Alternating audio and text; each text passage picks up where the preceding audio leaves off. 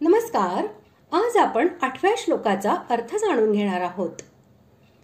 5व्या श्लोकात भगवंतांचे चिंतन करीत करीत मरणाऱ्या मनुष्यांच्या गतीचे वर्णन करून अर्जुनाच्या 7व्या प्रश्नाचे संक्षिप्त उत्तर दिले आहे.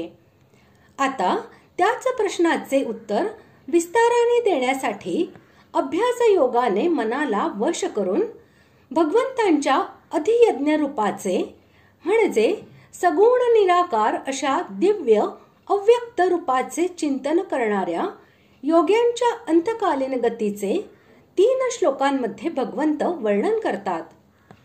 श्लोक 8. अभ्यास योग युक्तेन चेतसा नान्यगामिना परमं पुरुषं दिव्यै याति पार्थानुचिंतयन्. श्लोकाचा अर्थ, हे पार्था, असा नियम आहे की परमेश्वराच्या ध्यानाच्या अभ्यासरूपी योगाने युक्त दुसरीकडे न जाणाऱ्या चित्ताने निरंतर चिंतन करणारा मनुष्य परमप्रकाश स्वरूप दिव्य पुरुषाला म्हणजे परमेश्वरालाच जाऊन मिळतो. यम, नियम, आसन, प्राणायाम, प्रत्याहार, धारणा आणि ध्यान यांच्या अभ्यासाचे नाव अभ्यास योग होय.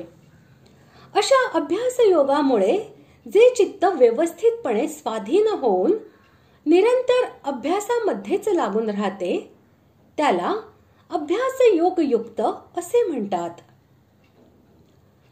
नान्यगामी चित्त म्हणजे जे चित्त एखाद्या विशिष्ट पदार्थाच्या चिंतनास लावल्यावर क्षणभर सुद्धा त्याचे चिंतन सोडून दुसऱ्या पदार्थाचे चिंतन करीत नाही. जेथे ते लावले जाते तेथेच ते सतत एकनिष्ठ होऊन लागून राहते ते चित्त नान्यगामी म्हणजे दुसरीकडे न जाणारे असे म्हणतात. येथे परमेश्वराचा विषय आहे म्हणून हे चित्त परमेश्वरामध्येच लागून राहते असे समजावे. अनुचिंतन करणे म्हणजे अभ्यासास लागलेल्या आणि दुसरीकडे न जाणाऱ्या चित्ताने परमेश्वराच्या निराकार स्वरूपाचे जे निरंतर ध्यान करीत राहणे आहे त्यालाच अनुचिंतन असे म्हणतात.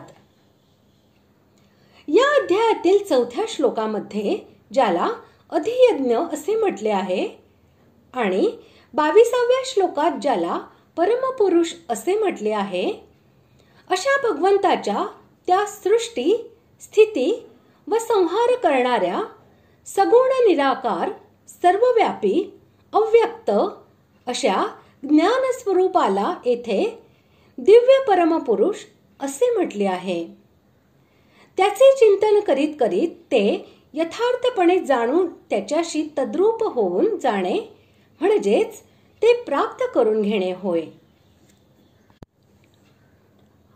अशा चित्ताने परमदिव्य पुरुषाचे अर्थात सगुण निराकार परमात्म्याचे चिंतन करत शरीराचा त्याग करणारा पुरुष त्याच परमात्म्याला प्राप्त होतो. अशा प्रकारे आज आपण 8व्या श्लोकाचा अर्थ जाणून घेतला. पुढील भागात आपण 9व्या श्लोकाचा अर्थ जाणून घेऊया. धन्यवाद.